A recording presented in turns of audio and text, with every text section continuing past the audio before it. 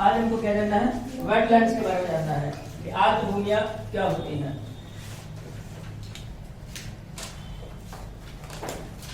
हमने दो तरीके के इकोसिस्टम पढ़े थे, या तो वो टेरेस्ट्रियल होता था यानी स्थलीय पारतंत्र होता था, या फिर वो एक्वाटिक होता था, जलीय होता था। ठीक है, टेरेस्ट्रियल इकोसिस्टम या फिर जलीय इकोसिस्टम, एक्वाटिक इकोसिस्टम। ये एक ऐसा इकोसिस्टम है जो ना तो टेरेस्ट्रियल इकोसिस्टम में आता है, स्थलीय पारिस्थितिक तंत्र में आता है, और ना ही एक्वाटिक इकोसिस्टम में आता है। इसीलिए ये एक यूनिक इकोसिस्टम है। कैसा सिस्टम है? एक यूनिक इकोसिस्टम है, अद्वितीय पारितंत्र है। ठीक है, जिसके अंतर्गत न सिर्फ टेरेस्ट्रियल इकोसिस्टम की बल्कि एक्वाटिक इकोसिस्टम की कैरेक्टरिस्टिक्स भी पाई जाएंगी। ठीक है, यानी एक वेटलैंड एक ऐसा इकोसिस्टम होता है जिसमें जलीय पारतंत्र एवं स्थलीय पारतंत्र दोनों की विशेषताएं पाई जाती हैं, और इसीलिए एक यूनिक इकोसिस्टम है। समझ में आया? तो हम यहां क्या लिख सकते हैं, ये एक्चुअल में क्या है, वेटलैंड है। अगर हम इकोलॉजी के लिटरेचर की बात करें, पारिस्थितिक विज्ञान के में जो बताया गया है कि ऐसी कोई चीज या ऐसा कुछ जब दो भिन्न इकोसिस्टम के बीच में आता हो, जैसे मान के चलो अगर इधर फॉरेस्ट है, ठीक है, तो फॉरेस्ट इकोसिस्टम हो गया इस गोले में। दूसरे में मान के चलते हैं कि इधर प्लेन है, ठीक है, तो ये मैदानी पारतंत्र हो गया। ठीक है, तो इसके बीच में कहीं तो ऐसा जोन होगा, कोई तो क्षेत्र होगा जहां फॉरेस्ट भी होंगे थोड़े बहुत, जहां से मैदान भी स्टार्ट हो रहा होगा, है ना। जैसे आप छतरपुर से झांसी जाओ, तो छतरपुर से झांसी जाओगे तो क्या होगा, बीच में कुछ ऐसा क्षेत्र होगा जो ना छतरपुर का होगा ना झांसी का होगा। ऐसा लगेगा कि वहां दोनों लोग आपस में रहते हैं। ठीक है, तो ऐसे क्षेत्र को इकोसिस्टम में इकोटोन बोलते हैं। क्या बोलते हैं? इकोटोन। ठीक है, ये इकोटोन क्या होता है, एक ट्रांजिशन जोन होता है, संक्रमण क्षेत्र। ट्रांजिशन जोन यानी संक्रमण क्षेत्र होता है, यानी जब दो भिन्न इकोसिस्टम जो डिफरेंट इकोसिस्टम है, उन दो डिफरेंट इकोसिस्टम के बीच में अगर कोई इकोसिस्टम फॉर्म होता है, कोई पारिस्थितिक बनता है, तो उसे हम लोग क्या बोलते हैं, इकोटोन बोलते हैं। और वेटलैंड इकोसिस्टम वैसा ही एक इकोटोन कहलाएगा। एक ट्रांजिशन जोन है जो किस किस के बीच में है, टेरेस्ट्रियल इकोसिस्टम और एक्वाटिक इकोसिस्टम के बीच में है। ठीक है, बना लेते हैं फटाफट।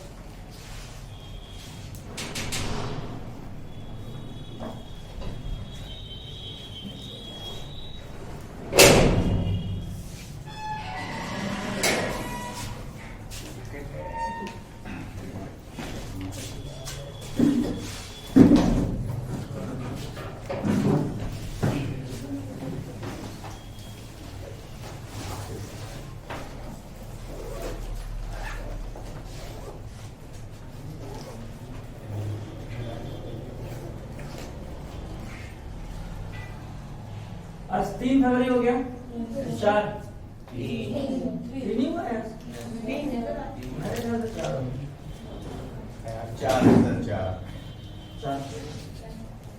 सर ने बोला मतलब 4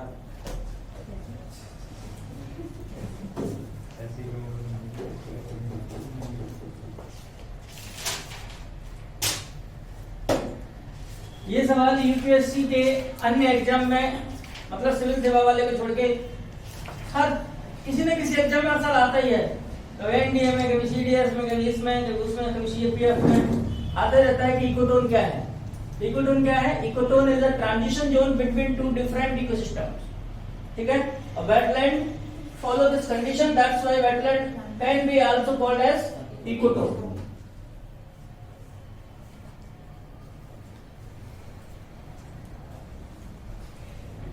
बना लिया? ठीक है, यानी अब हम इतना समझने के बाद हम ये समझ सकते हैं कि वेटलैंड एक यूनिक इकोसिस्टम था। ठीक है, इसका मतलब क्या, किस लिए इकोसिस्टम यूनिक है? क्योंकि ये क्या है, एक इकोटोन है, because it is a ecotone. Ecotone किस किस के बीच में है? Between terrestrial and aquatic ecosystem. तो ये तो एक समझ हुई, एक कॉम्प्रिहेंसिवनेस इसकी कह सकते हैं हम लोग, व्यापकता के साथ समझ है। कॉन्सेप्ट के रूप में अगर हम बात करें कि वेटलैंड क्या है, तो वेटलैंड एक ऐसा क्षेत्र है जो जलीय पारितंत्र एवं स्थलीय पारितंत्र के बीच में आता है। इसका मतलब यह है, हम ये कह सकते हैं कि कोई एक ऐसा क्षेत्र, वेटलैंड क्या है, कोई भी एक ऐसा क्षेत्र, एक ऐसा रीजन जो क्या है, या तो परमानेंटली स्थायी रूप से या फिर मौसमी रूप से सीजनली फ्लडेड विद वाटर, पानी से भर जाता है। यानी आप क्या कहेंगे कि सर वेटलैंड एक ऐसा क्षेत्र होता है जो मौसमी रूप से या स्थायी रूप से पानी से भरा रहता है। ठीक है, ये मौसम तो हर साल में चेंज होता है ना, तो साल में कम से कम एक बार वहां पानी की उपलब्धता होनी चाहिए। यानी सिर्फ भूमि को गीला कर देना ही, यानी लैंड को वेट कर देना ही वेटलैंड नहीं होगा, बल्कि वहां पानी भरा होना चाहिए थोड़ी बहुत मात्रा में। और इसीलिए वेटलैंड की एक खासियत होती है, वेटलैंड की खासियत ये होती है कि यदि एक ऐसा रीजन होगा, यदि ऐसा रीजन होगा कि जहां परमानेंटली पानी भरा हुआ है स्थायी रूप से या फिर मौसमी रूप से सीजनली पानी भरा हुआ है, तो वहां एक मृदा का विकास होगा जिस मृदा का नाम होता है हाइड्रिक सॉइल। हाइड्रिक सॉइल यानी आप हिंदी वाले हाइड्रिक मृदा ही लेके ज्यादा अच्छा होगा। हाइड्रिक सॉइल, हाइड्रिक सॉइल एक ऐसी सॉइल होती है जो प्रति वर्ष सैचुरेटेड हो जाती है, यानी एनुअली सैचुरेटेड विद वाटर, यानी जो प्रतिवर्ष पानी से संतृप्त हो जाती है। संतृप्त होने का मतलब यह है कि यदि आप उसमें अपना पैर डालोगे तो पैर नीचे धंस जाएगा, इतना संतृप्त पानी हो जाता है। तो ऐसी मृदा को हम लोग क्या बोलते हैं, हाइड्रिक सॉइल। यानी वेटलैंड बनने के लिए आवश्यक है कि वहां कैसी जमीन विकसित हुई हो, हाइड्रिक मृदा का विकास हुआ हो। क्लियर?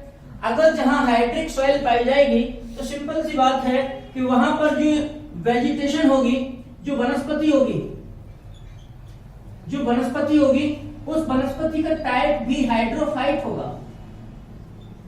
हाइड्रोफाइट उन वनस्पतियों को कहते हैं जिन्हें वाटर लविंग वेजिटेशन बोल सकते हैं। जल प्रिय पौधों को हम लोग क्या बोलते हैं, हाइड्रोफाइट।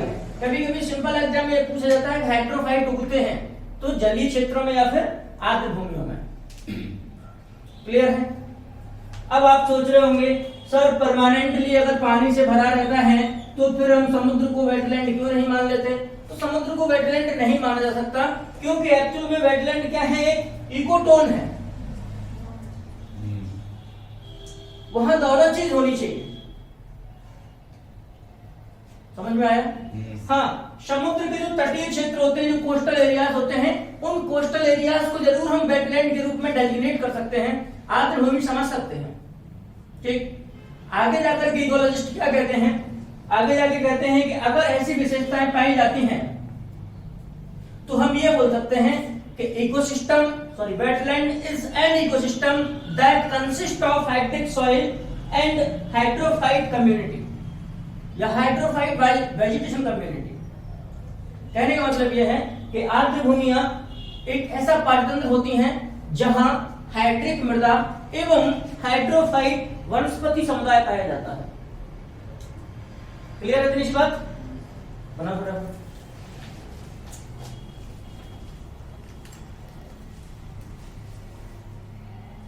ये कभी भी पूछा जा सकता है। इसे बाकी के पारितंत्रों से यही चीज अलग बनाती है क्योंकि हाइड्रिक सॉइल महासागरीय क्षेत्रों में या ओशियनिक रीजन में नहीं पाई जाएगी, क्योंकि सॉइल बनने के लिए सॉइल प्रोफाइल की आवश्यकता होती है।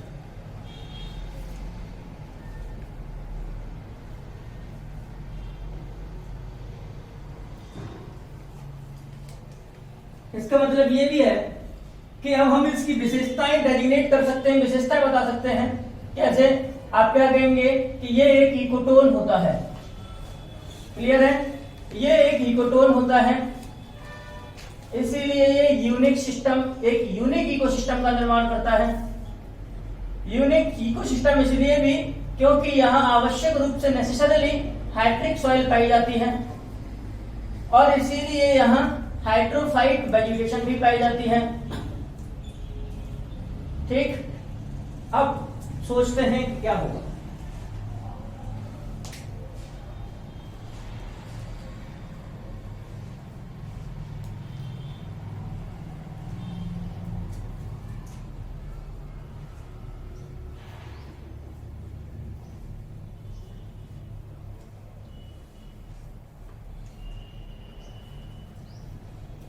हो गया सर। लग गया? ठीक है, नहीं लिखा तो फोटो खींच लेना। कहने का मतलब इतनी सी बात, हम लोग यहाँ तक इन 4 तत्वों तक पहुंच चुके हैं। ठीक, अब ये वेटलैंड मनुष्य के द्वारा भी क्रिएट हो सकती है और नेचुरली भी क्रिएट हो सकती है। जैसे मान लीजिए कि गड्ढा बना हुआ है, कोई पिट बना हुआ है, वहां आकर के वर्षा का पानी एकत्रित हो गया, पूरे वर्ष भरा रहता है, साल में कुछ महीने सूख जाता है, तो वह ऐसे कैसे काम करेगा? वेटलैंड के रूप में काम करेगा, तो नेचुरल हो गया। नदियों के किनारे वेटलैंड है, समुद्री क्षेत्रों के किनारे वेटलैंड है, तो ये सब कैसे वेटलैंड है? नेचुरल वेटलैंड्स हैं। झील हुई, ठीक, तो ये नेचुरल भी बन सकते हैं और आर्टिफिशियल भी क्रिएट किया जा सकते हैं। जैसे हम डैम बना लेते हैं या आर्टिफिशियल लेक बना लेते हैं, जैसे कि क्रॉपलैंड हुआ, फसली क्षेत्र हुआ, तो वहां भी हम पानी भरते हैं, ज्यादा पानी भरा रहता है धान के क्षेत्र में, इसको वेटलैंड के रूप में काम कर लेते हैं। ठीक है, अगर ये वेटलैंड, इसका मतलब ये है कि वेटलैंड नेचुरल भी हो सकते हैं, प्राकृतिक भी हो सकते हैं और आर्टिफिशियल भी हो सकते हैं, यानी कृत्रिम भी हो सकते हैं। ठीक है, अब एक खास बात, कंडीशन क्या अप्लाई होगी जो इसको अन्य इकोसिस्टम से अलग करेगी, वो ये है कि यहां पर जो प्रोसेस होती है वो सारी की सारी प्रोसेस ऑक्सीजन फ्री होती हैं। कहने का मतलब क्या है? मान के चलो कि कोई गड्ढा है या कोई बहुत बड़ा तालाब है, उस तालाब में छोटी छोटी वनस्पतियां उगी हुई हैं। ठीक है, छोटी छोटी वनस्पतियां उगी हुई हैं, पानी से भरा हुआ है, तो पानी के अंदर जब कोई चीज डिकम्पोज होगी, सड़ेगी, गलेगी, ठीक है, सड़ेगी या गलेगी, तो क्या ऊपर से ऑक्सीजन सप्लाई हो पाएगी? नहीं। बैक्टीरिया और फंगस यानी जो डिकम्पोजर्स हैं, बैक्टीरिया और फंगस इसमें क्या करेंगे? अंदर बिना ऑक्सीजन की सहायता के काम करेंगे। इसलिए इसके ये कंडीशन जो अप्लाई होती है वो ये है कि यहाँ एनाएरोबिक कंडीशन अप्लाई होती है, यानी यहां पर डिकम्पोजिशन कैसा होता है? एनाएरोबिक कंडीशन में होता है। ठीक है, वाटर में ऑक्सीजन नहीं रहती है, वाटर में ऑक्सीजन मिल जाती है, लेकिन बैक्टीरिया उस ऑक्सीजन को लेते नहीं है। क्लियर है तुम्हारा बात? इसको बोलेंगे वायु की अनुपस्थिति में विघटन। ठीक, तो ये प्रमुख है। तो ऐसा नहीं कह सकते कि ऐसा हो रहा है कि बिल्कुल भी ऑक्सीजन का योगदान नहीं है। बात यह है कि जो अनाएरोबिक कंडीशंस होती है या अनाएरोबिक डिकम्पोजिशन होता है, यानी वायु की अनुपस्थिति में ऑक्सीजन फ्री जो डिकम्पोजिशन होता है वो डोमिनेट करता है यहाँ। ठीक है, वायु की उपस्थिति में क्रियाएं भी होती है होने को तो, लेकिन ये डोमिनेट एनाएरोबिक कंडीशन करती है। क्लियर है इतनी सी बात? तो समझ में आया एक्चुअल में वेटलैंड क्या है? Yes sir. ठीक है, चलिए, वेटलैंड की कोई एक निश्चित परिभाषा नहीं है, कोई कुछ देता है तो कोई कुछ देता है। ठीक है, अब वेटलैंड ये कई प्रकार के हो सकते हैं।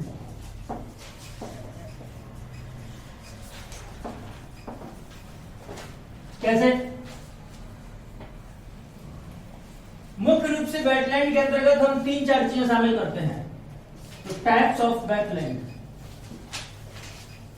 आपके लिए ये जानना जरूरी है कि कौन कौन से क्षेत्रों को हम वेटलैंड बना लेते हैं, चाहे वो कोई भी वेटलैंड हो, चाहे वो नेचुरल हो या आर्टिफिशियल। ठीक है, कैसी भी वेटलैंड हो वो निश्चित ही इनमें से किसी न किसी क्षेत्र में आ ही जाएगी।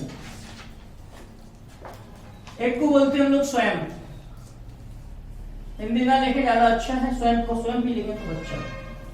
स्वयं, स्वयं के बाद मार्स, मार्स के बाद बॉब, बॉक के बाद फैन।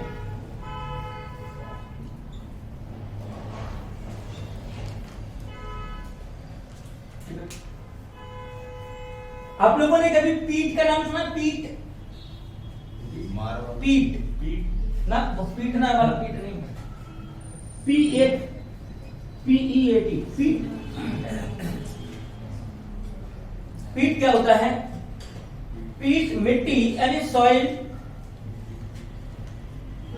पीट एक मिक्सचर है, एक तरीके से मिक्सचर ऑफ सॉइल प्लस किस किस का मिक्सचर है? एक सॉइल का और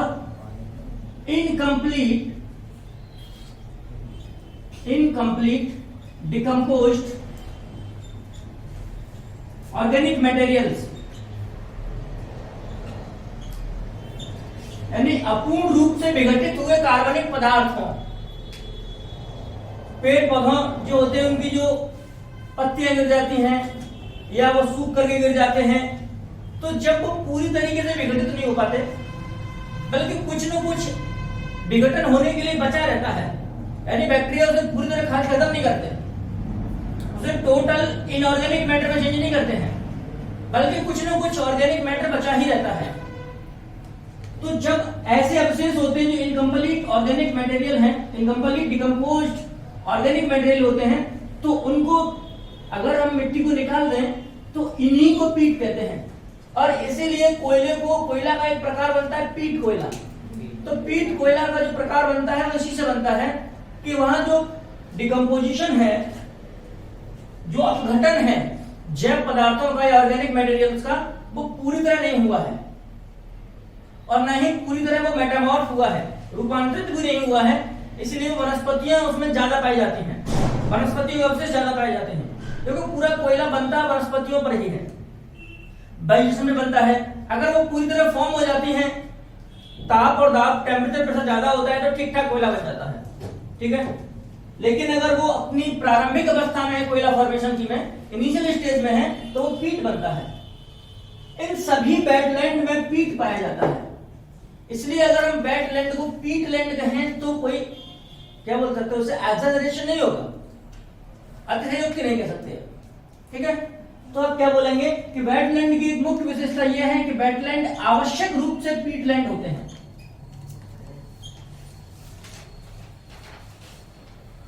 समझ में आया? वेटलैंड आवश्यक रूप से पीटलैंड होते हैं। और पीट क्या है? अपूर्ण अपघटित कार्बनिक पदार्थ या अपूर्ण रूप से अपघटित कार्बनिक पदार्थ।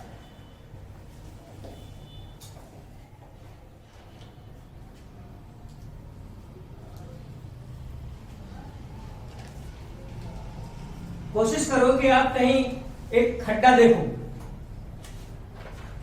जहां कूड़ा करकट भरा हुआ है, पानी से भरा हुआ है, एक ऐसा तालाब देखो, वहां आपको कुछ वनस्पतियां गली हुई स्थिति में मिलेंगी। यहीं से इमेजिनेशन करो, कल्पना करो तो समझ में आ जाएगा पीट उसको कहते हैं, ठीक है। अब ये क्या होते हैं ये देखो, जो स्वयं होते हैं, स्वयं वो वेटलैंड कहलाते हैं जहां पर वुडी फॉरेस्ट पाए जाते हैं, मतलब वृक्ष पाए जाते हैं। ऐसे वेटलैंड स्वयं कहलाते हैं, ठीक है। यानी अगर मान लीजिए कोई वेटलैंड है, वहां पर पेड़ है बड़े बड़े, तो उसे क्या बोलेंगे हम लोग? स्वयं। जैसे एक तरीके से मैंग्रोव कहें तो स्वयं की स्थिति है, सुंदरबन का डेल्टा कहें तो स्वयं की स्थिति है।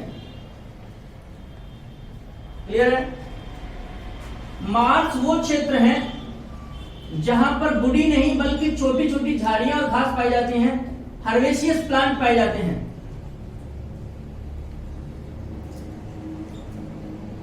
यानी झाड़ियों युक्त आर्द्र भूमि क्या कहलाती है? मार्स कहलाती है।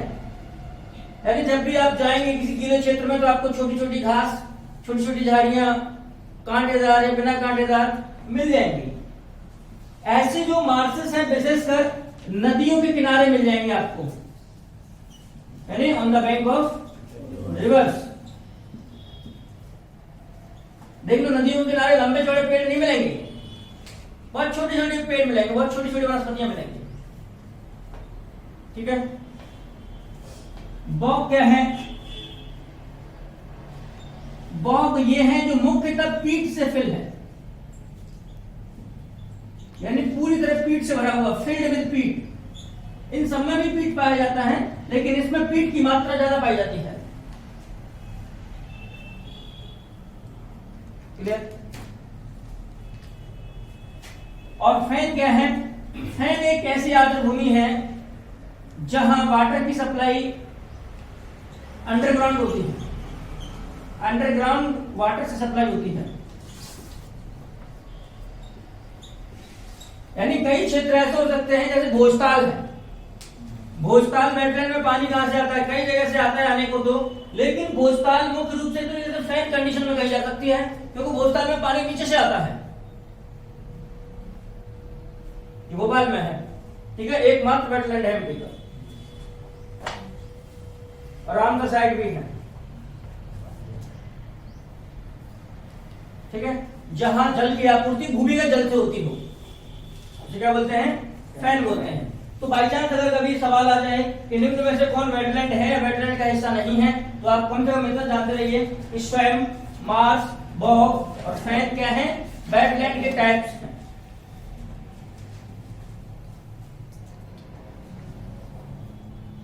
बेटा ना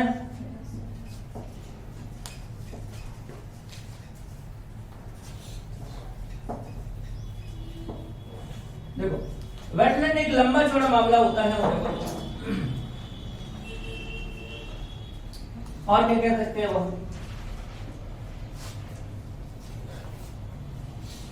अब अगर हम बात करें, अगर बाई चांस आपसे कभी घुमा के मतलब अप्लाई क्वेश्चन पूछा गया, तो आप बस अंदाज लगा लीजिएगा कि कहां पर एक्वाटिक इकोसिस्टम और टेरेस्ट्रियल इकोसिस्टम यानी जलीय पारितंत्र और स्थलीय पारितंत्र कहां पर मिल रहे हैं।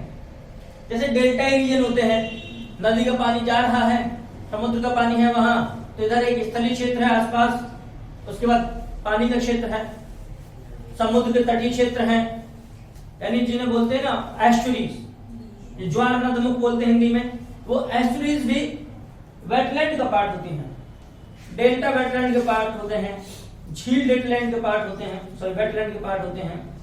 तो ये सभी वेटलैंड की श्रेणी में आती हैं। जैसे मैंग्रोव फॉरेस्ट है, तो मैंग्रोव फॉरेस्ट भी क्या है? वेटलैंड है।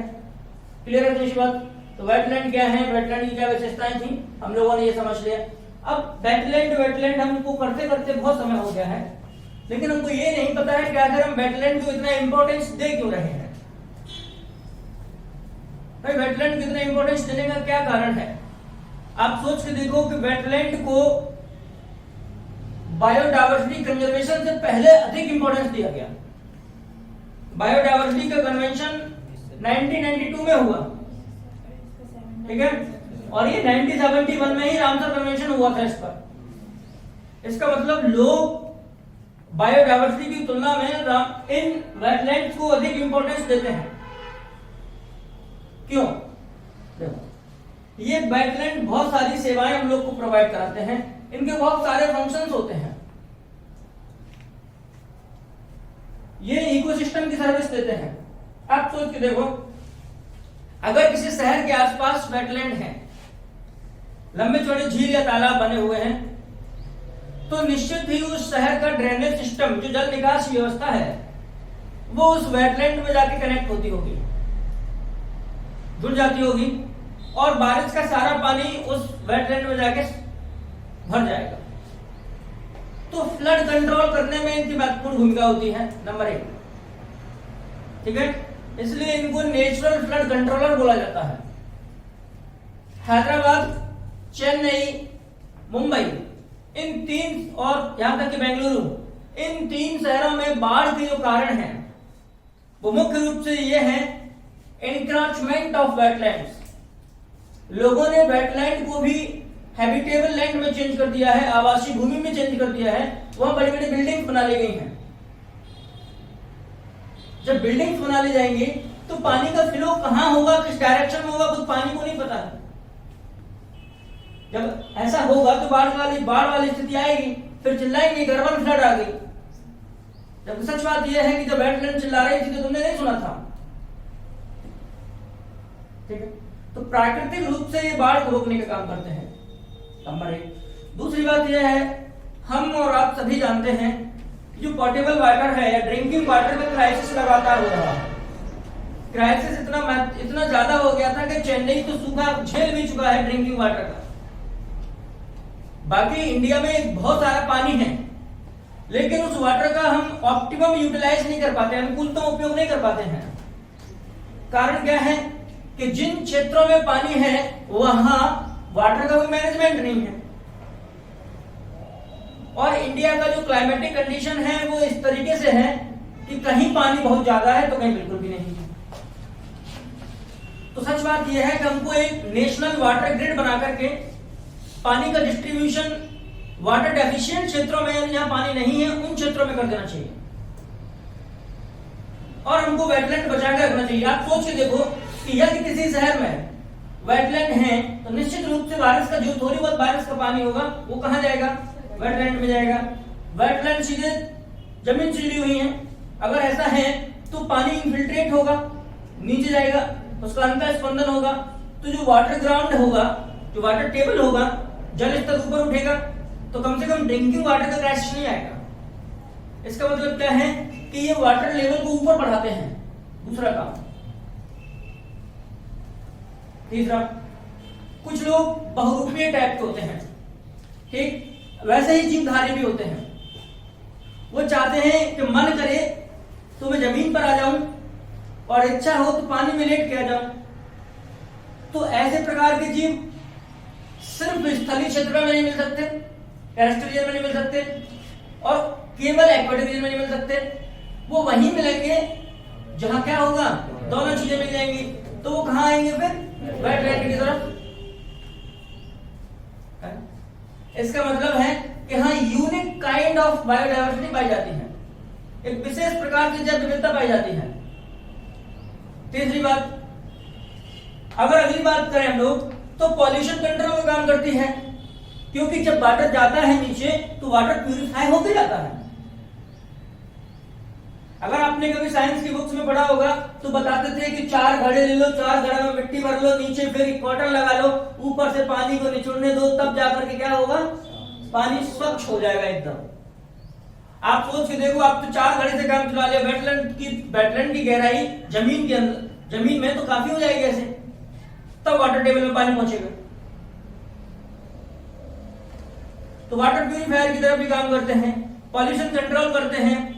सबसे बड़ी बात क्या है कि जब ऐसी स्थिति होती है जहां सब कुछ अवेलेबल है तो वहां डिकम्पोजर भी ठीक ठाक काम करते हैं। आप किसी शुष्क क्षेत्र में कोई वनस्पति डाल दीजिए, कोई भी डाल दीजिए, उसका सड़ना गलना बड़ा मुश्किल पड़ेगा, है ना। लेकिन अगर आप किसी वेट एरिया में डालते हैं, किसी आर्द्र भूमि क्षेत्र में डालते हैं, तो वो जल्दी गल के खत्म हो जाएगी वो। इसका मतलब क्या है कि पेड़ पौधे भी उस क्षेत्र में जाना पनप जाएंगे।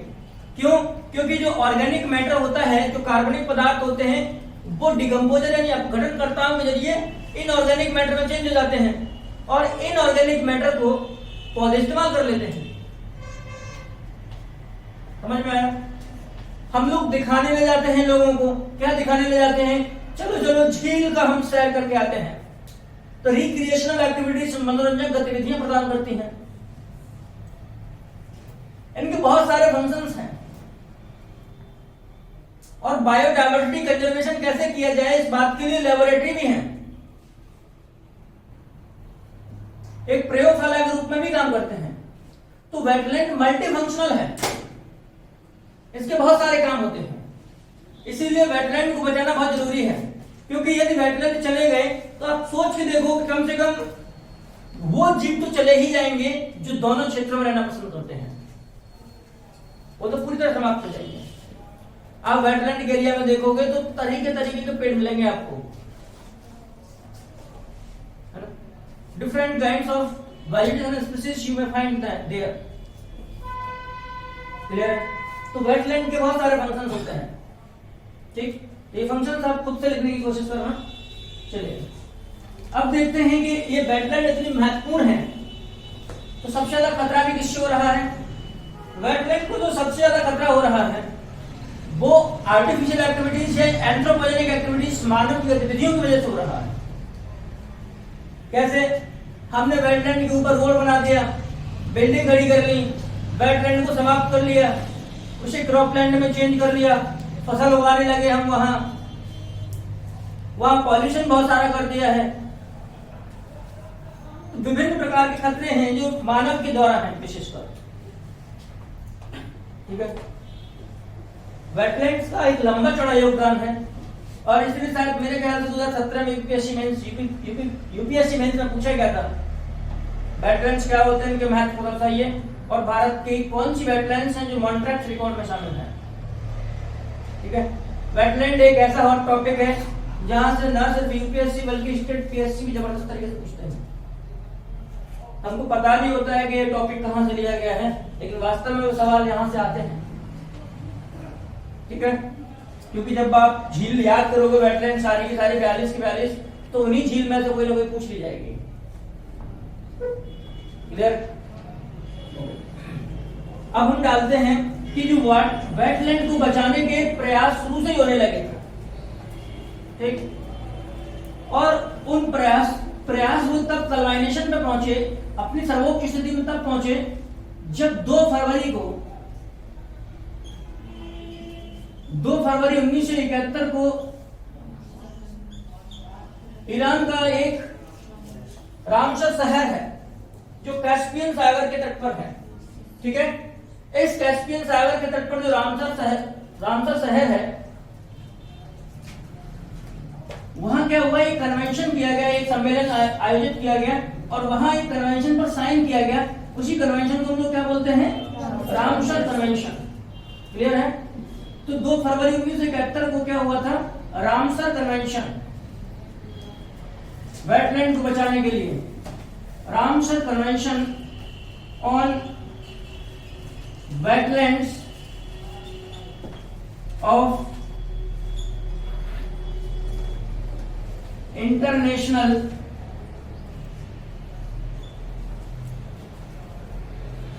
importance, especially as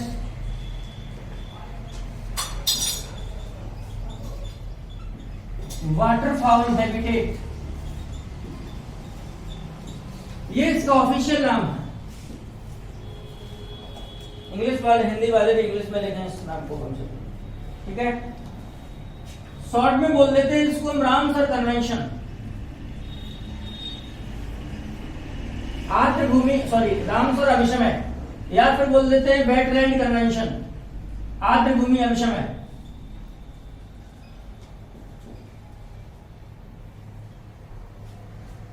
या तो रामसर कन्वेंशन कह लो या वेटलैंड कन्वेंशन कह लो, बात एक ही है, लेकिन ऑफिशियल नेम इसका क्या है? ऑफिशियल नेम है Ramsar convention on wetlands of international importance, specially as waterfowl habitat.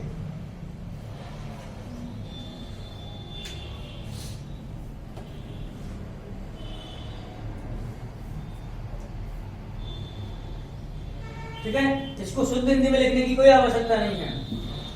आप अगर रामसर कन्वेंशन या वेटलैंड कन्वेंशन लिख के आओगे तो चल जाएगा। ठीक है, बस हमको नाम इसलिए लिखा हुआ है क्योंकि हमको यहां से एक चीज समझनी है। ये इसका ऑफिशियल नेम है। इसके नाम से अभी इसकी ऑटोप्सी कर लेते हैं हम, है ना।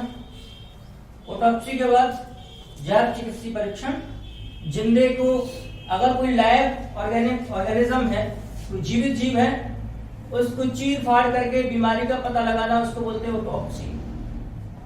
पोस्टमार्टम, मरने के बाद पता लगाते हैं तो पोस्टमार्टम बोलते हैं। ठीक है, करना क्या है, देखो इधर, ये भाई कन्वेंशन का नाम दिया हुआ है कि ये रामसर कन्वेंशन है। रामसर कन्वेंशन किस पर है? ये वेटलैंड पर है। लेकिन वो वेटलैंड कैसी होनी चाहिए? वो अंतरराष्ट्रीय रूप की होनी चाहिए। और अंतरराष्ट्रीय रूप उनका कैसा होना चाहिए? महत्वपूर्ण होना चाहिए। यानी अगर आपसे कहा जाए कि रामसर कन्वेंशन क्षेत्रीय आर्द्र भूमियों के को भी शामिल करता है, तो ऐसा नहीं है। रामसर कन्वेंशन मुख्य रूप से उन्हीं वेटलैंड पर फोकस्ड है जो कैसी हैं, इंटरनेशनल इंपॉर्टेंस की हैं। जैसे भारत में लगभग 120 या 30 के आसपास वेटलैंड को रिकॉग्नाइज किया गया है।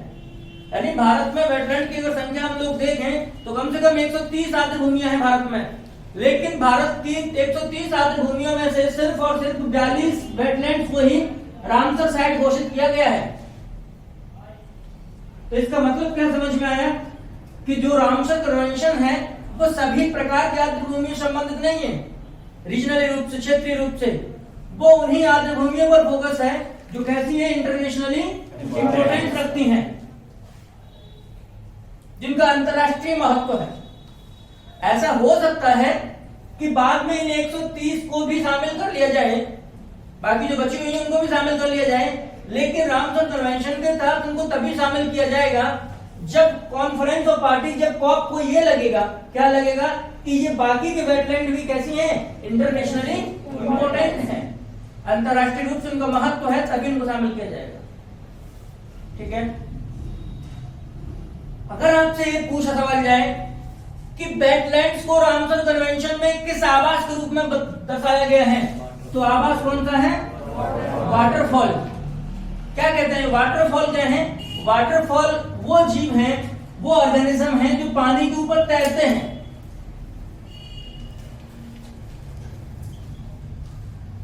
ऑर्गेनिज्म फ्लोटिंग ऑन वाटर, जैसे बतख है, हंस है कि नहीं? देखे किसी ने तैरते हुए? ठीक है। बतख तो पानी में डुबकी लगा करके फिर से ऊपर आ जाते हैं। तो ये बात लिख सकते हैं, वाटरफॉल को वाटरफॉल ही कहेंगे कि इन्हें वाटरफॉल हैबिटेट या आवास के रूप में चिन्हित किया गया है।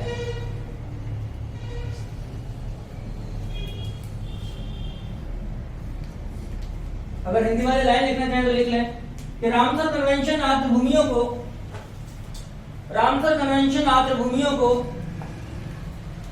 Convention recognize wetlands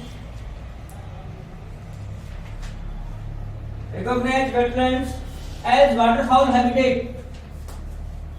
Ramsar convention आर्द्र भूमियों को वाटरफाउल हैबिटेट या वाटरफाउल आवास के रूप में चिन्हित करता है। ठीक है। निश्चित ही आगे आने वाला सवाल अगर कोई एडवांस लेवल पे पूछेगा तो यहां से आएगा।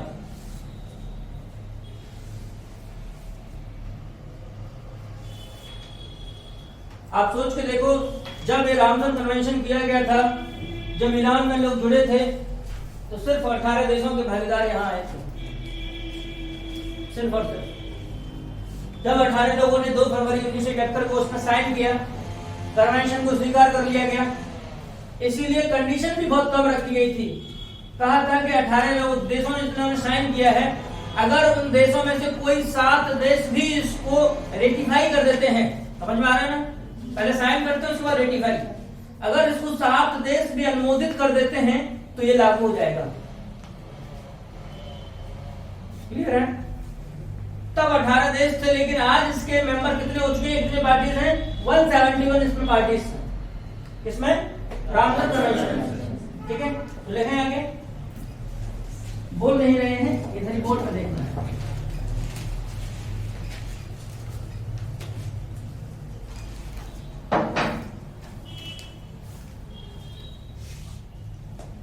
रामसर कन्वेंशन कब किया गया? रामसर कन्वेंशन 2 फरवरी 1971 और साइन किया गया।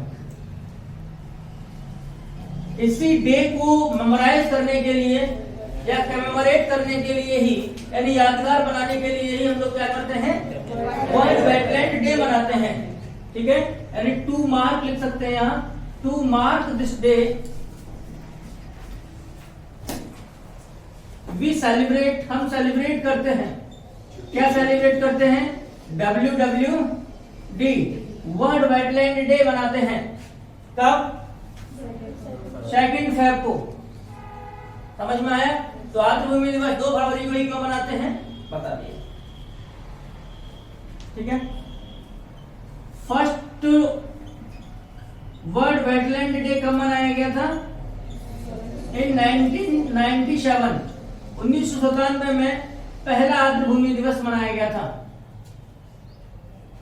ठीक। अब सवाल आपसे या तो ये पूछा जाएगा कि आर्द्र भूमि दिवस कब मनाया जाता है, या ये पूछा जाएगा कि आर्द्र भूमि दिवस की थीम क्या थी। ठीक है, तो हमको लेटेस्ट थीम जाननी है। तो 2020 की जो थीम थी इसका जो वर्ल्ड वेटलैंड डे का विश्व आर्द्र भूमि दिवस की जो थीम थी 2020 में, वो था वेटलैंड्स एंड बायोडायवर्सिटी, यानी कि आर्द्र भूमियां एवं जैव विविधता। कहने का मतलब यह है कि आर्द्र भूमियों का बायोडायवर्सिटी कंजर्वेशन में एक यूनिक कंट्रीब्यूशन होता है। जैव विविधता को बढ़ाने में इनकी एक महत्वपूर्ण भूमिका होती है, इसीलिए इस थीम को रखा गया था। 2021 में इसकी जो थीम रखी गई है वो है वेटलैंड्स एंड वाटर, यानी आर्द्र भूमियां और जल। और इसमें बताया गया है, क्या बताया गया है, क्यों रखी गई ये थीम? कहा गया है कि जो आर्द्र भूमियां होती हैं वो सोर्स ऑफ फ्रेश वाटर होती हैं, स्वच्छ जल की स्रोत होती हैं। ठीक है। यदि आप यूनेस्को की साइट पर जाएंगे, ठीक, यूनेस्को की साइट पर आपको बताया जाएगा कि कैसे आर्द्र भूमियां महत्वपूर्ण हैं, ये कैसे फ्रेश वाटर अवेलेबल कराती हैं। और एग्जाम्पल के रूप में एक झील का उल्लेख करते हैं, तो झील का नाम है बैकाल झील। बैकाल लेक कहाँ है? रूस में है। ठीक है, बैकाल लेक कहाँ है? रशिया में है। और ये विश्व की सबसे ओल्डेस्ट, सबसे पुरानी एंड डीपेस्ट लेक है, विश्व की सबसे गहरी एवं पुरानी झील है बैकाल लेक। ये तो उसने इंफॉर्मेशन दी थी। महत्व क्या बताता है? वो कहते हैं, देखो एक बात समझो, हमको ये पता है, कम से कम आप समझते रहिए इस बात को, कि पृथ्वी के 71% जो पार्ट है वो वाटर से ऑक्यूपाई है, पानी फैला हुआ है। अगर हम सारे पृथ्वी पर पूरा पानी यानी जो टोटल वाटर है उसको 100% मान लें, तो उसका 97% कहां पाया जाता है? सिर्फ ओशियंस में पाया जाता है। ठीक है, यानी पृथ्वी का जो संपूर्ण जल संसाधन है, वाटर रिसोर्सेज है, उसका 97% कहां है? महासागरों में है। बाकी 3% पृथ्वी पर अन्य क्षेत्रों में पाया जाता है, यानी स्थलीय क्षेत्रों में पाया जाता है। ठीक, उसमें भी लगभग आप समझ 2.7% के आसपास तो जल जमी हुई अवस्था में पाया जाता है बर्फ के रूप में। ठीक है, यानी फ्रोजन स्टेट में है। और जो पानी बचा हुआ है वो अनफ्रोजन होगा फिर। तो विश्व में जितना अनफ्रोजन वाटर है, विश्व में जितना अनफ्रोजन वाटर है, जितना अनफ्रोजन फ्रेश वाटर होगा, उसका 20% सिर्फ और सिर्फ लेक बैकाल में ही है। 20% ऑफ वर्ल्ड्स अनफ्रोजन वाटर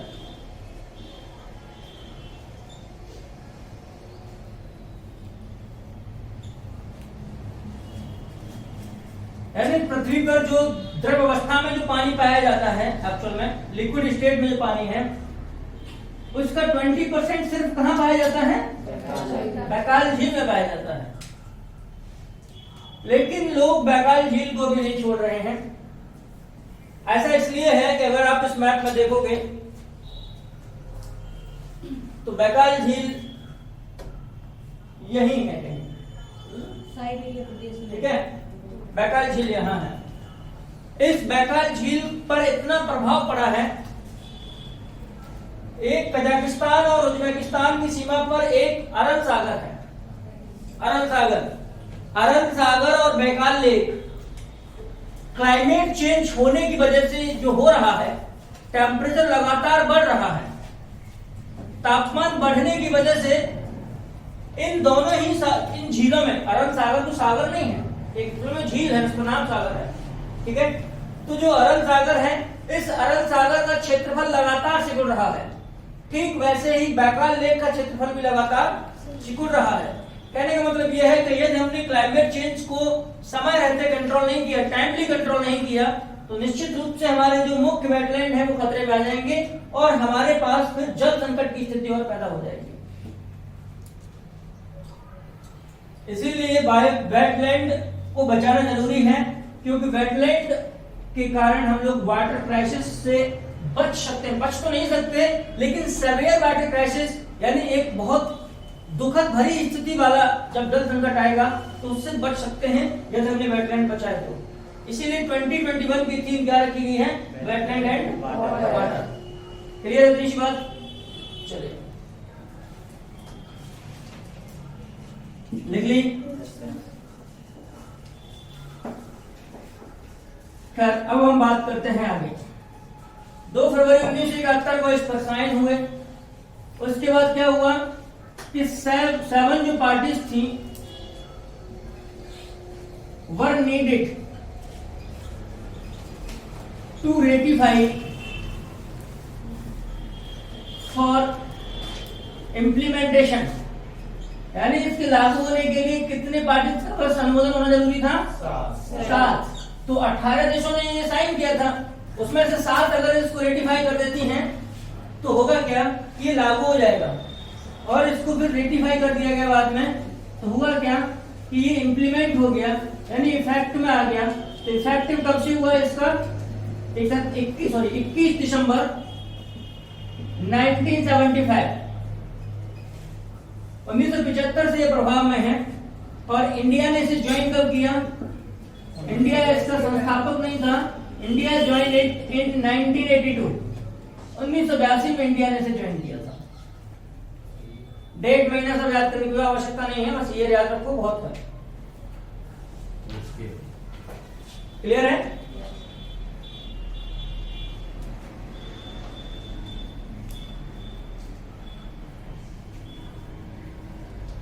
और रामसर कन्वेंशन के तहत सबसे पहले जिसे रामसर साइट घोषित किया गया था विश्व में, वो कौन सी थी?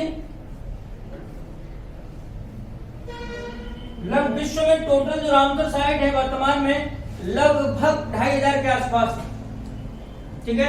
2450 के आसपास है, कुछ 2500 के आसपास रामसर साइट्स हैं, ठीक है। उनमें से 42 कहाँ है? इंडिया में है। तो जो फर्स्ट रामसर साइट थी पूरे विश्व की, यानी first Ramsar site of world, first sight of world, Ramsar लिखने की आवश्यकता नहीं है, इसके अंदर लिख रहे हैं हम लोग। एक कोवर्ग नाम का पेनिनसुला है ऑस्ट्रेलिया में। ऑस्ट्रेलिया में जो कोवर्ग प्रायद्वीप है वो पूरे विश्व की पहली रामसर साइट थी।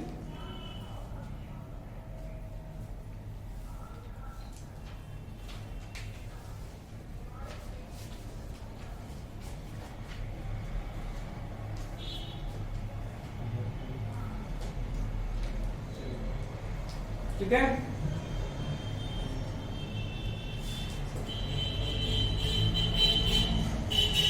पहले रामसर साइट थी, जबकि इंडिया की पहली रामसर साइट कौन सी थी? चिल्का झील और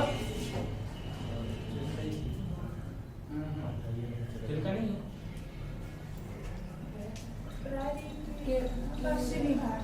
Chilka plus Keoladeo. Keoladeo national park कहाँ है? राजस्थान। तो ये इंडिया की फर्स्ट रामसर साइट थी।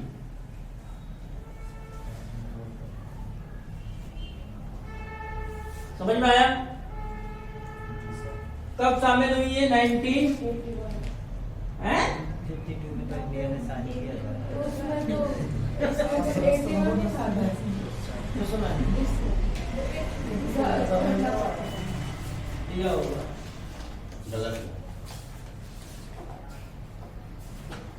नहीं तो डेट अगर ईयर को छोड़ दो तो फिर ठीक है, ठीक है। थोड़ा लेकिन इतना ध्यान रखना है कि चिल्का और जो केवलादेव नेशनल पार्क था वो क्या थे? भारत के पहले वेटलैंड थे रामसर साइट के अंतर्गत। वर्तमान में शुरू जैसे साइन दिया था, तो साइन दिया था ये कितने देशों ने? 18 यानी इनिशियली। अब इसकी कितनी पार्टीज हैं? 171 पार्टीज हैं।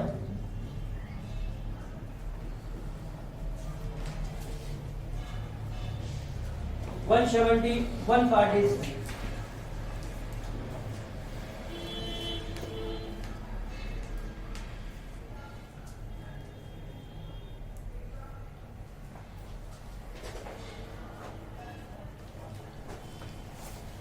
मिटाएं। Yes sir. रामसर कन्वेंशन कहता क्या है?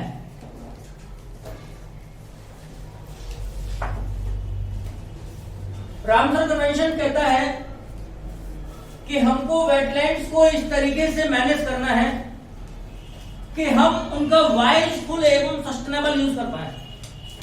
ठीक है, तो लिखें, एक लाइन लिख लें। Ramsar convention prescribe, Ramsar convention यह निर्धारित करता है, रामसर कन्वेंशन यह निर्धारित करता है कि आर्द्र भूमियों का सतत एवं विवेकपूर्ण प्रयोग किया जाए या उपयोग किया जाए। निर्धारित करता है कि आर्द्र भूमियों का सतत एवं विवेकपूर्ण प्रयोग किया जाए। Prescribe that the use of wetlands must be sustainable and wiseful. Must be sustainable and wiseful.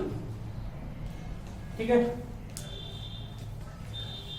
देखो अब रामसर कन्वेंशन वेटलैंड को डिफाइन करता है। रामसर कन्वेंशन कहता है कि चाहे वो नमकीन झील हो, ब्रैकिस हो, साल्टी हो, फ्रेश वाटर हो, किसी भी प्रकार का पानी हो, कोई दिक्कत नहीं है।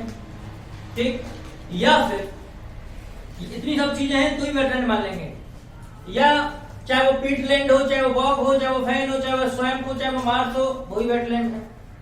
चाहे वह पानी ठहरा हुआ हो, चाहे पानी बह रहा हो, तो भी वो वेटलैंड है।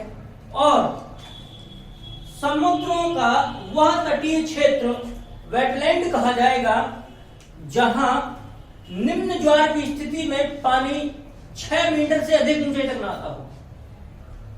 पहले का मतलब क्या है, इधर देखो, मान के चलो कि ये पानी है, ठीक है। लो ज्वार का मतलब है जब पानी कम ऊंचाई तक जाए। हाई टाइड में अधिक ऊंचाई तक जाएगा पानी, तट के किनारे।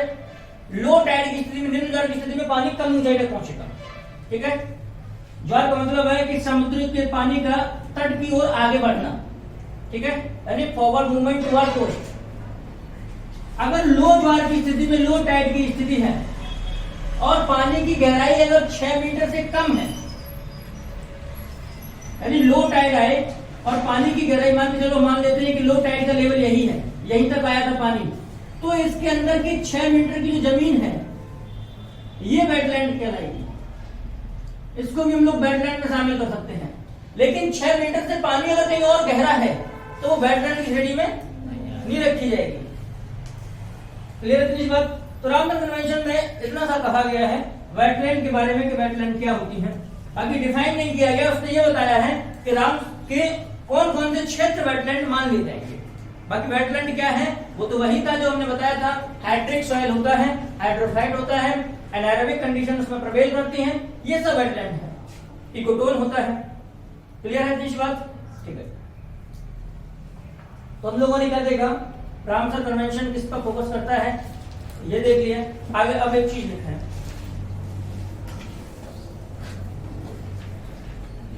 लार्जेस्ट रामसर साइट कौन सी इंडिया में? चिल्का। देखें, largest Ramsar site in India Chilka. Chilka lake कहाँ है? चिल्का लेक ओडिशा में है। ठीक है, भारत की सबसे बड़ी लैगून झील ही नहीं बल्कि एशिया की सबसे बड़ी लैगून झील है। भारत की सबसे बड़ी खारे पानी की झील है, largest brackish water lake Chilka. ठीक है, अगर ये पूछा जाए कि खारे पानी की सबसे बड़ी झील तो लगाना चिल्का। अगर ये पूछा जाए कि सबसे खारी झील तो कौन सी लगानी है? सांभर, राजस्थान की।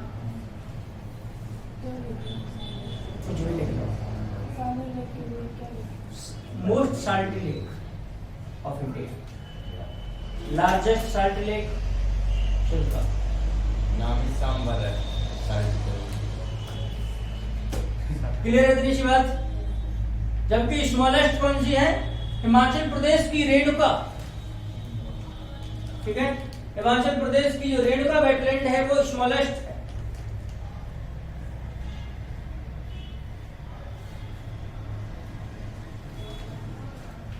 ठीक, लेकिन as of December 2020, as of December 2020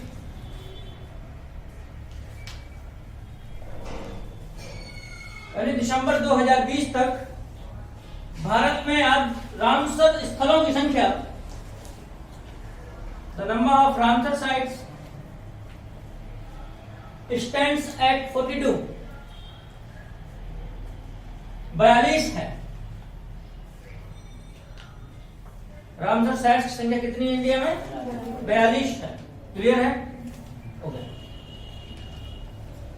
देखें एक चीज कि पूरे विश्व में अक्रॉस द वर्ल्ड,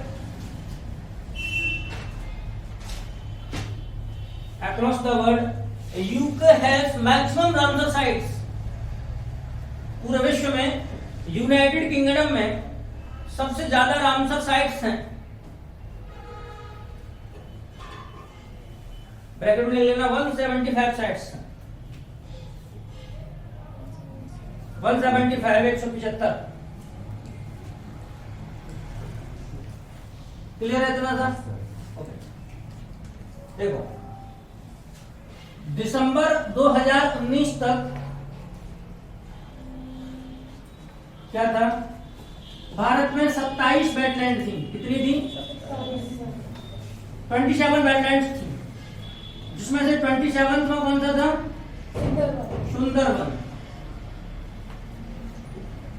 सुंदरवन का जो डेल्टा था उसे 27वीं वेटलैंड घोषित किया गया था भारत का। फिर मामला आया 2020 का। 2020 में जनवरी में 10 न्यू रामसर साइट घोषित किए गए। रामसर साइट घोषित किए गए 10। तो कितने हो गए टोटल? 37। फिर उसके बाद अक्टूबर में 2 घोषित किए गए, 2 न्यू रामसर साइट घोषित हुए। तो कितने हो गए? 39। फिर नवंबर में 2 घोषित किए गए,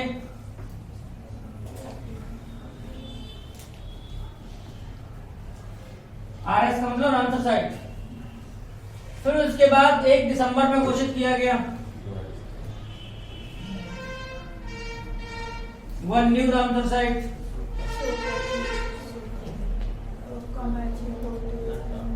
ठीक है, तो टोटल कितने हो गए? 42 हो गए। तो ये जो 27 के बाद जो वेटलैंड बने हैं, ये तो कम से कम आपको पता ही होना चाहिए। और जो 42वीं वेटलैंड है वो कौन है? लद्दाख की शोकर झील है। लिख लें 42वां जो वेटलैंड है TSOKAR, शोकर झील, लद्दाख में है।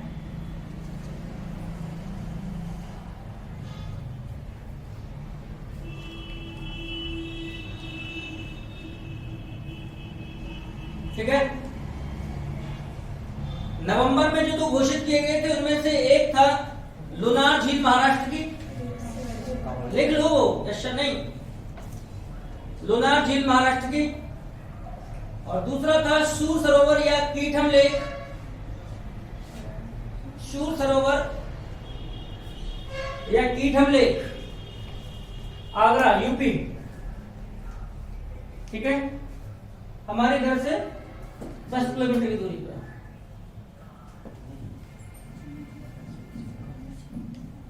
ठीक है, बाकी जो अक्टूबर में जो 2 घोषित किए गए थे वो लिख लो।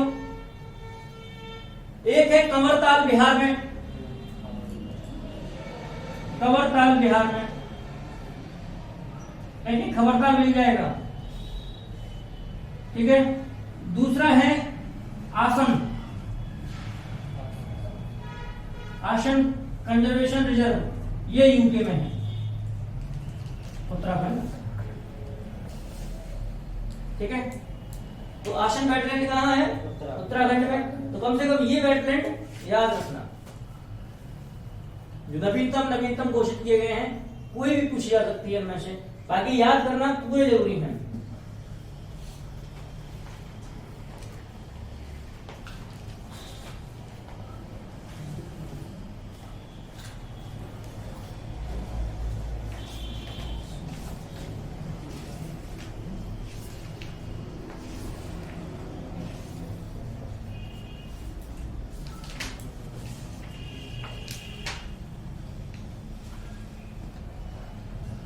क्लियर हो गया इतना सा?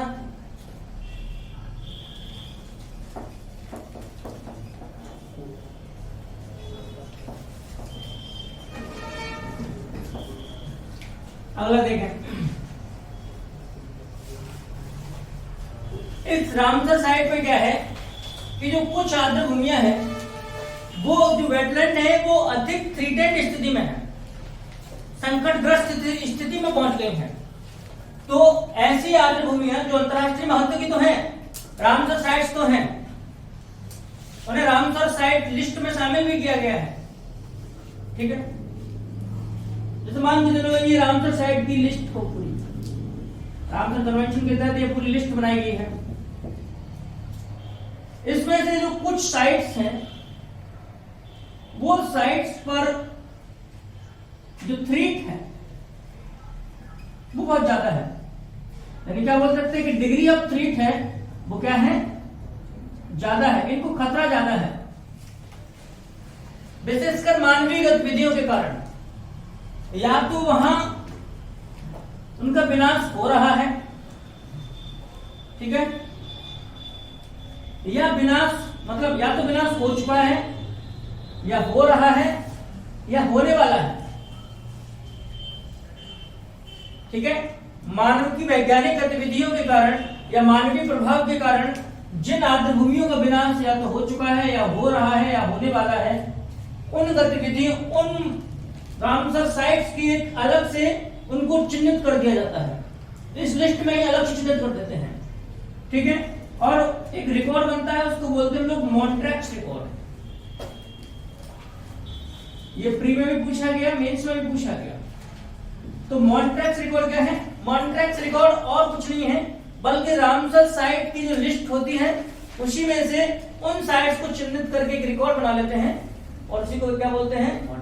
इसका मतलब क्या है कि Montreux record is part of Ramsar site list. Ramsar site list का ही ये हिस्सा होता है।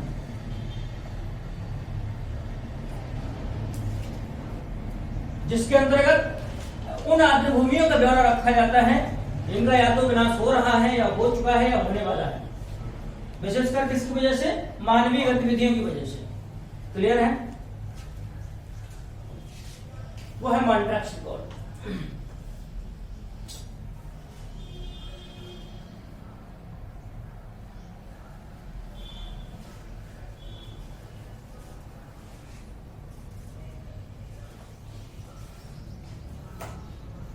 इस मॉन्ट्रैक्स रिकॉर्ड में भारत की 2 साइट शामिल है।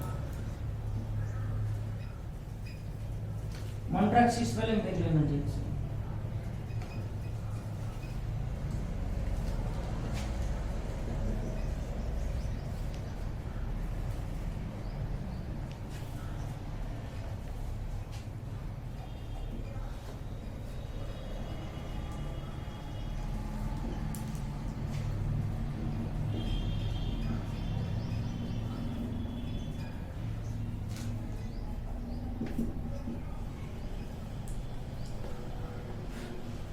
एक है केवलादेव नेशनल पार्क राजस्थान, दूसरी है लोकटक झील, ठीक है, मणिपुर की। इनको क्या किया गया है? इनको मॉन्ट्रैक्स रिकॉर्ड में शामिल कर लिया गया है, ठीक है। इसको मॉन्ट्रैक्ट रिकॉर्ड में शामिल करने के कारण क्या है, वो कारण अलग अलग है, ठीक है, उन कारणों को अभी जानना पर्याप्त नहीं है, जब हम लोग मेंस की आंसर राइटिंग करेंगे तब देखेंगे, ठीक है। इनमें एक और थी चिल्का, कौन सी थी, चिल्का और थी, लेकिन चिल्का आउट हो गई 2000 में बाहर, 2002 में शायद बाहर हो गई, आउट ऑफ मॉन्ट्रैक्ट रिकॉर्ड हो गया।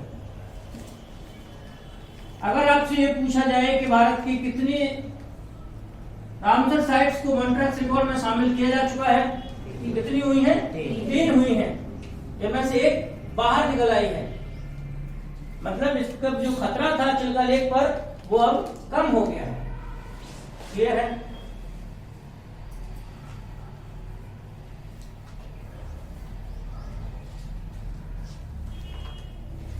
ये लोकटक झील हर पेपर में पूछी जाती है, चाहे वो किसी भी प्रकार का पेपर हो, ठीक है।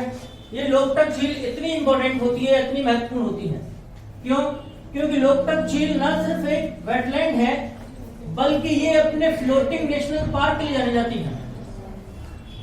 तैरता हुआ राष्ट्रीय उद्यान पाया जाता है जिसका नाम है कैबुल लामजाओ, ठीक है। फ्लोटिंग नेशनल पार्क का नाम क्या है उसका, काइबुल लामजाओ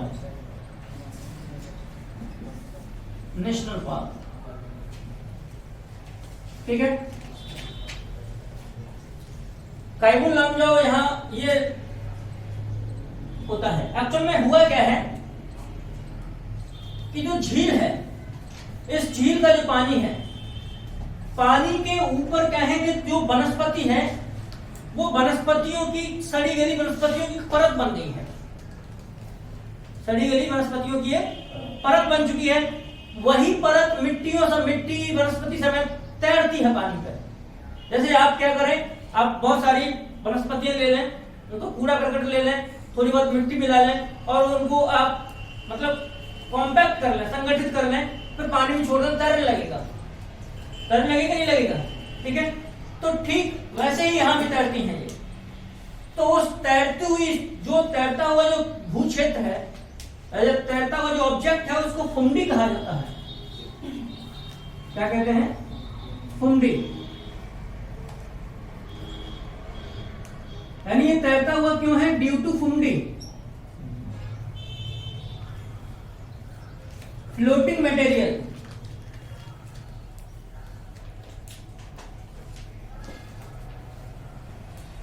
इस पर है ये नेशनल पार्क, इसीलिए इसे बोलते हैं तैरता हुआ नेशनल पार्क। क्यों, क्योंकि ये झील में कभी इधर दिखता है, कभी उधर दिखता है, और कभी कभी दूर से अगर हम लोग देखें तो यहाँ पर एक हिरन पाया जाता है, ठीक है, थामन मृग बोलते हैं बोलने को। और उसी के कारण क्या होता है कि जो फुंडी जब इधर उधर घूमती रहती है तो लोगों को लगता है कि वो डियर डांस कर रहा है, ठीक है। इसीलिए यहाँ इस कैबुल लामजाओ नेशनल पार्क में डांसिंग डियर बोलते हैं, डांसिंग डियर पाया जाता है।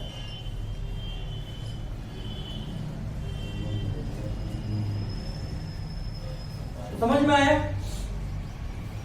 लोकटक लेक बहुत इंपॉर्टेंट है। पिछली क्लास में मैंने यही बताया होगा कि कहां से कितनी दूर है, इम्फाल से कितनी दूर है। मेरे ख्याल से अगर जहां तक मैं सही हूं तो 48 किलोमीटर के आसपास, 48 किलोमीटर की दूरी पर है, ठीक है। लोग यहाँ जाते हैं सैर करने के लिए।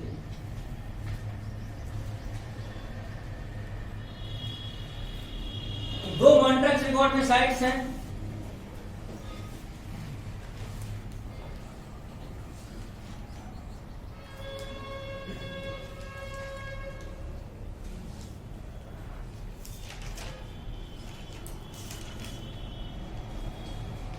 क्लियर हुआ वेटलैंड क्या होता है और रामसर कन्वेंशन क्या होता है, ठीक है। इससे ज्यादा इसमें सवाल पूछे जाने की कोई उम्मीद नहीं है, नहीं पूछा जा सकता है, बहुत ये हो चुका है। इसके बाद अब देखते हैं, हम बायोडायवर्सिटी टॉपिक पढ़ रहे थे। बायोडायवर्सिटी में एक चीज और देख लो, इसका देखो,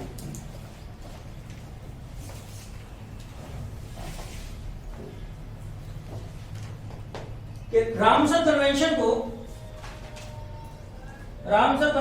को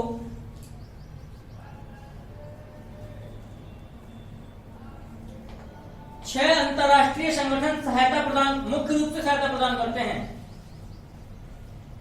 6 इंटरनेशनल ऑर्गेनाइजेशन पार्टनर्स, ब्रैकेट में IOPs, 6 international organization partners provide chief assistance to Ramsar Convention,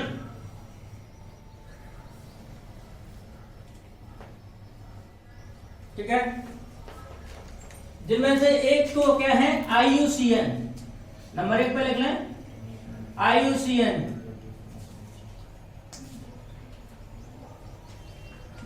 दूसरा है वर्ल्ड लाइफ इंटरनेशनल,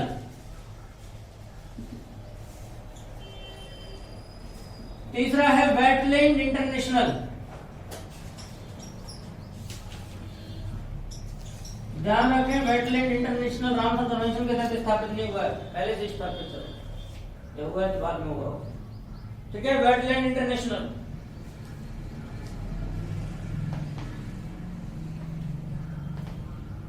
चौथा लिख लें WWF, कैपिटल है तीनों, WWF international, WWF international.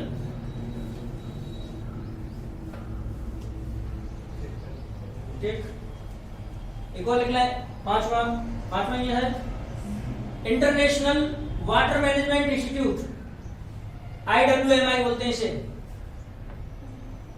International water management institute. इसका मुख्यालय कहां है पता है? कोलंबो, श्रीलंका। IWMI का मुख्यालय कहां है? कोलंबो, श्रीलंका, ठीक है।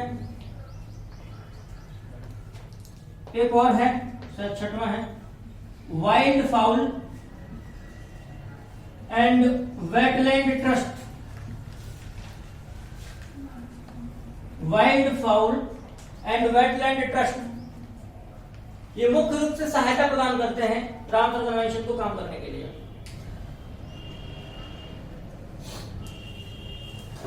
ठीक है। ये इनकी मुख्य सहायता हो गई, रामसर कन्वेंशन हो गया। एक चीज और लिख लो, क्या भारत में भी कोई काम किया गया इससे संबंधित?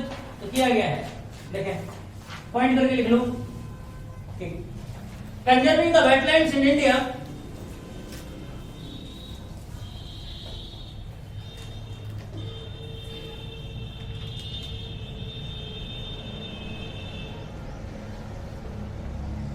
Conserving the wetlands in India, यानी भारत में आर्द्रभूमियों को संरक्षित करने के लिए, भारत में आर्द्रभूमियों को संरक्षित करने के लिए 1985-86 में 1985-86 में राज्यों के सहयोग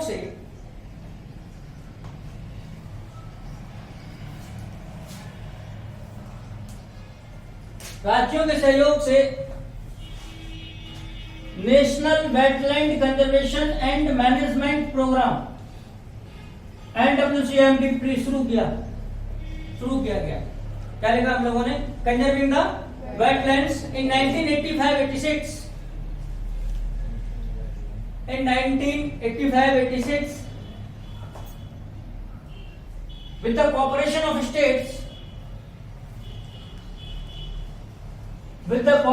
of states,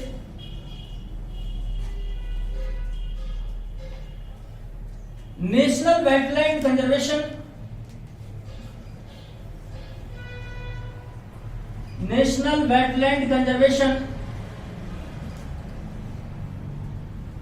and management programme शुरू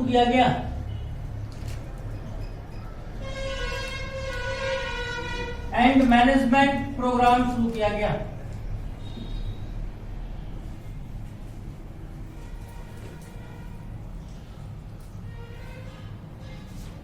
ठीक, एक फैक्ट और लिख लें, तो यह है कि भारत में कोस्टल वेटलैंड की अपेक्षा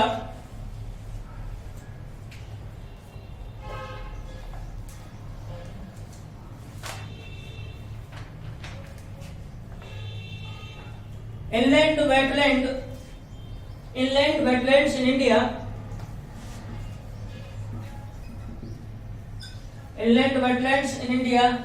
vis-a-vis coastal wetlands cover greater area।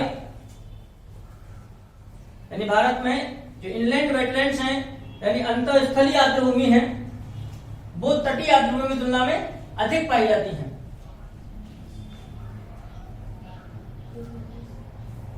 तटीय आर्द्रभूमि की तुलना में अधिक पाई जाती हैं। चलिए अरे जो IUCN है ये बता दें कि मतलब कौन सी प्रजाति समाप्त हो चुकी है यहाँ स्पीशीज। हाँ ठीक है, तो ये हुआ आपका रामन कन्वेंशन डालना है IUCN।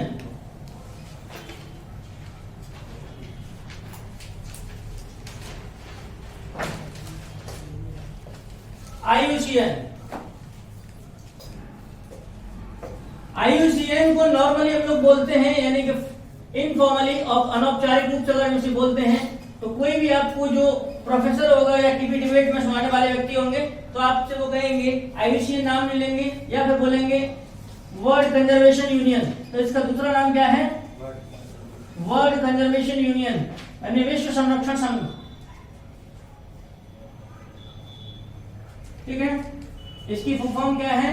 द इंटरनेशनल यूनियन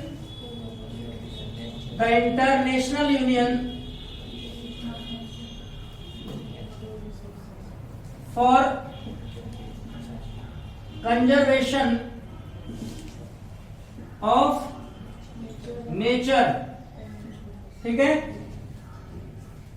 उसके बाद इसका जो ऑफिशियल नाम है,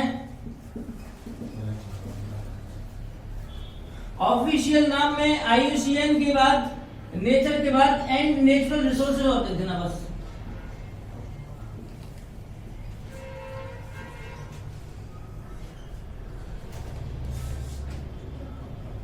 मतलब बुक में से देख के बोलती रहती है। हमने पढ़ लिया था पहले से।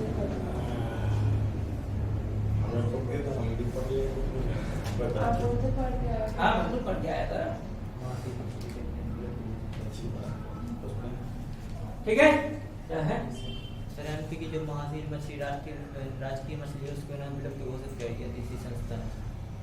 करेगी मालूम आ जाएंगे तो लोग क्या करें। ये नहीं पता इन लोगों को कि कौन सी प्रजाति की है, बस मिल जाए जितने सब लोग होंगे आसपास तो वही करेंगे ऐसा। बल्कि कई दूसरी चीज देखनी चाहिए ना, इंडेंजर्ड स्पीशीज को और इंडेंजर्ड कर देते हैं। उसका स्वाद अच्छा होता है, सब खाते हैं। ठीक है, तो लिख लिया ये IUCN की फुल IUCN को फॉर्मली क्या बोलते हैं हम लोग? वर्ल्ड। इनफॉर्मली क्या बोलते हैं?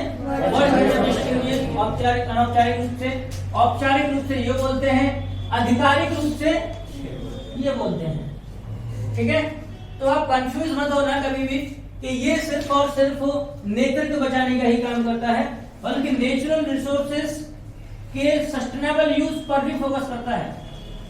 ठीक है, तो हम लोग देखेंगे अभी कि मामला क्या है।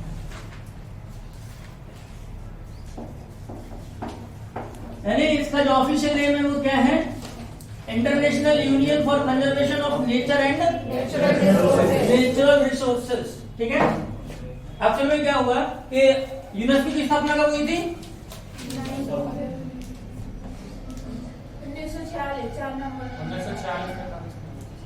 1940 में हुई थी।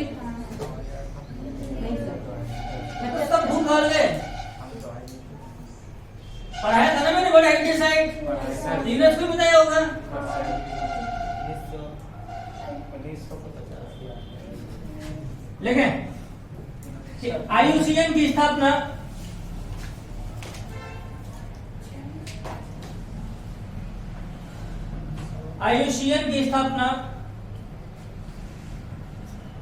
यूनेस्को की पहल पर की गई। IUCN बाद सेटअप सही होगा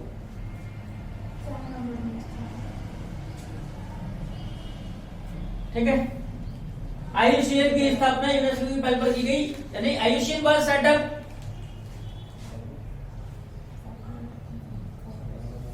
on the initiatives of UNESCO। ठीक है, यानी यूनेस्को का एक जो मुखिया था, यूनेस्को के मुखिया ने इस IUCN की स्थापना की ओर कदम बढ़ाया था। और इसीलिए कब स्थापित हुआ? IUCN स्थापित हुआ था 5 अक्टूबर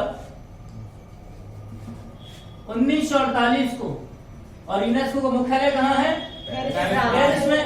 ठीक है, फ्रांस में है। इसीलिए इसकी जो शुरुआत में स्थापित किया गया था, इसका हेडक्वार्टर भी शुरुआत में कहाँ था? Initially in France. फ्रांस में एक मॉन्टपेलिए शहर है, उसका नाम जानने की जरूरत नहीं है, बता रहे तो फ्रांस। बाद में क्या हुआ? लेटर ऑन शिफ्टेड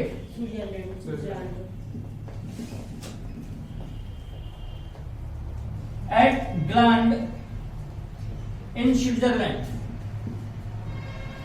तो वर्तमान में इसका मुख्यालय कहाँ है? स्विट्जरलैंड। ठीक है,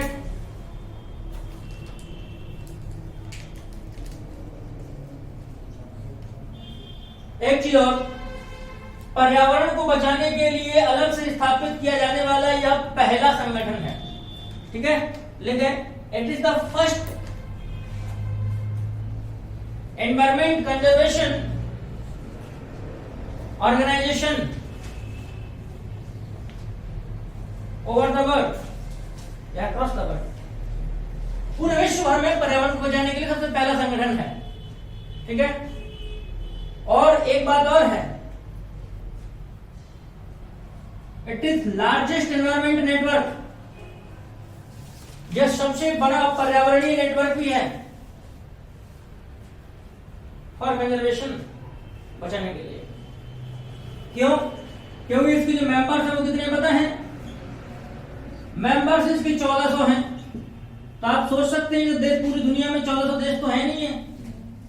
इसका मतलब है कि कुछ तो गवर्नमेंटल ऑर्गेनाइजेशन है, सरकार है, और कुछ नॉन गवर्नमेंटल है, यानी कुछ गवर्नमेंट है और कुछ एनजीओ है। तो इसकी 1400 मेंबर है, इसलिए सबसे बड़ा एनवायरमेंट कंजर्वेशन करने के लिए सबसे बड़ा नेटवर्क है। और विश्व में सबसे पहले स्थापित की गई पर्यावरण संरक्षण के लिए ये संस्था भी है।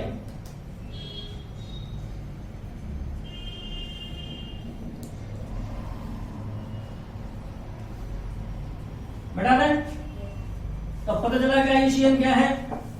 अरे नहीं पता चला होगा, बोला सर आपने मुख्यालय बताया है। ठीक है, IUCN करता क्या है? IUCN कुछ नहीं करता। IUCN एक्चुअल में परसुएट करने की कोशिश करता है। IUCN एक भी प्रोजेक्ट नहीं चलाता ठीक ठाक। IUCN कुछ भी बचाव के कार्य नहीं करता। IUCN कभी भी लोगों से ये नहीं कहता कि तुम बचाओ, पर्यावरण बचाओ, पर्यावरण खतरे में है, नहीं। IUCN सिर्फ और सिर्फ इंफॉर्मेशन डिसेमिनेट करता है। IUCN लोगों तक सूचनाएं पहुंचाता है, रिपोर्ट पहुंचाता है, स्टडीज पहुंचाता है, फील्ड वर्क करता है, साइंटिफिक स्टडीज पहुंचाता है, ये सब करता है। और उसके बाद लोगों तक सूचना जाती है तो लोगों डर जाएंगे, तो लोग डर करके पर्यावरण बचाने आएंगे। तो ये क्या करता है? ये सिर्फ जो पर्यावरण में हितधारक हैं, स्टेक होल्डर्स हैं, हम सब हैं स्टेक होल्डर। तो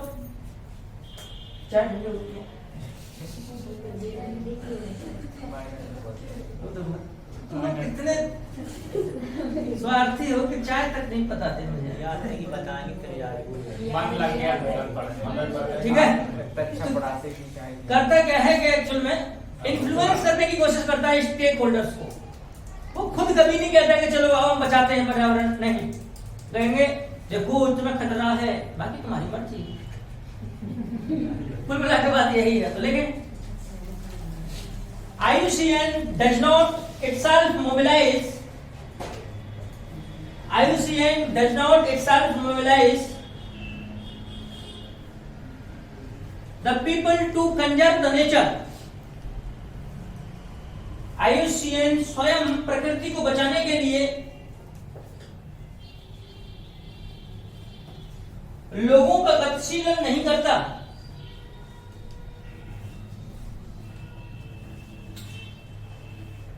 गतिशीलन नहीं करता, रादर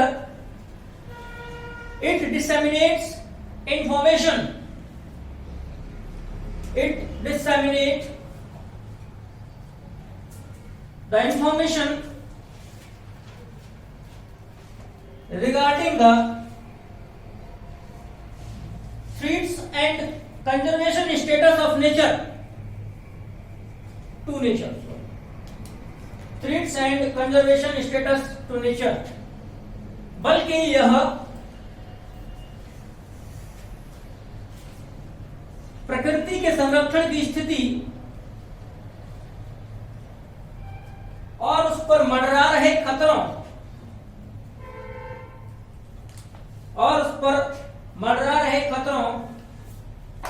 के बारे में सूचनाएं देता है। अब आपकी मर्जी, जो करना है सो करो, है ना। वो तो इतना कह के निकल लेता है। क्लियर है।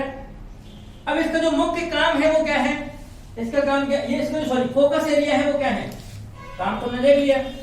फोकस एरिया इसके मुख्य रूप से 3-4 है। क्या? कंजर्वेशन ऑफ नेचर, उसके बाद कंजर्वेशन ऑफ बायोडाइवर्सिटी, उसके बाद sustainable use of natural resources, प्राकृतिक संसाधनों का सतत उपयोग। ये ऐसे सेक्टर्स हैं जिन पर ये फोकस करता है, यानी बताएगा कि नेचर कंजर्वेशन कैसे होता है, क्या खतरा है, ये सब बताएगा। बायोडाइवर्सिटी के बारे में बताएगा, ठीक है, और ये बताएगा संसाधनों का सतत उपयोग करना कितना जरूरी है, क्या हो गया है, दुनिया में क्या चल रहा है, ये सब मामले बताता रहता है, जिससे लोग खुद से मोटिवेट होकर के काम करें। ठीक है,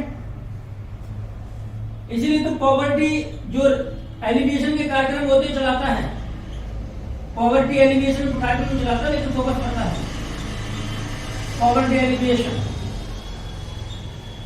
यानी गरीबी निवारण, ये भी एक इसका मुद्दा है। लेकिन जिस चीज के लिए फेमस है वो क्या है, it is very famous for its IUCN Red List of threatened species.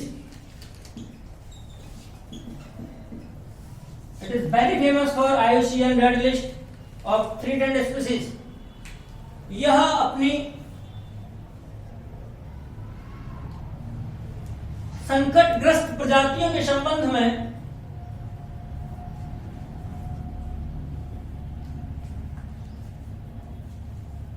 Red list के लिए प्रसिद्ध है। यह अपनी संकटग्रस्त प्रजातियों के संदर्भ में रेड लिस्ट पब्लिश करने के लिए फेमस है। कौन जारी करता है रेड लिस्ट को? IUCN। क्या बताती हैं कि स्पीशीज को खतरा कितना है, संकट कितना है। ठीक है, तो जो कल का हमारे जो मुख्य काम होगा इस IUCN के बाद वो क्या है, रेड लिस्ट। ठीक है, डाल लीजिए IUCN रेड लिस्ट। कैसे पता करेंगे कि कोई नॉन थ्रेटेंड कंडीशन में है या थ्रेटेंड कंडीशन में है? क्या होता है इंडेंजर्ड, क्रिटिकली इंडेंजर्ड, ठीक है, और near least concern, near threatened, wild, extended wild, totally wild, totally extent, कहां विलोप हो गया, कैसे हो गया, सारी जो कैटेगरी होती है उन 9 कैटेगरी बना के देगा। 9 कैटेगरी में बताता है कि कौन किस स्टेटस पर है। ठीक है, और जो वास्तव में जो प्रजातियां खतरनाक स्थिति में हैं उनको पिंक पेज से डिनोट करता है। सूची को लाल कहते हैं लेकिन पेजों का रंग वहां पिंक हो जाता है। ठीक है, तो बाकी की चीजें हम लोग अब जानेंगे, अब कल जानेंगे।